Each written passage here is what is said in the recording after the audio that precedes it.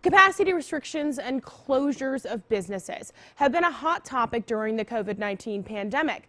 And now local legislators are crafting a policy to restrict mandates health officers can put into place. I talked with local state Senator Ron Alting, who feels mandates and restrictions should be left up to elected officials.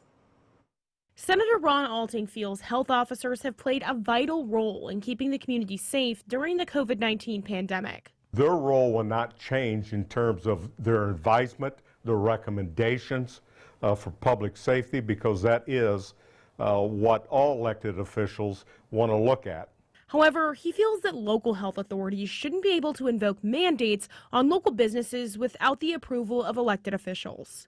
A mayor or a commissioner usually has a little better feel and handle on the businesses, particularly the small businesses that they represent in their areas. Senate Bill 48 would limit the time in which an order or mandate by a local health board or local health officer may be in effect unless approved by elected officials.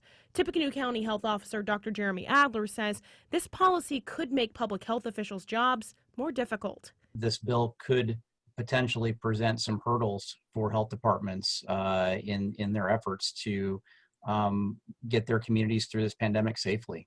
Alting says that isn't the case. He feels that mandates that will affect local economies need to be handled by people elected by the community. Nothing changes with the exception of when you do a press conference and you're going to close down all retail shops or no inside dining. The health officer will be standing next to the elected official, and the elected official will be announcing those regulations. Dr. Adler hopes that lawmakers will understand the decisions health officers have made throughout the pandemic are for the greater good.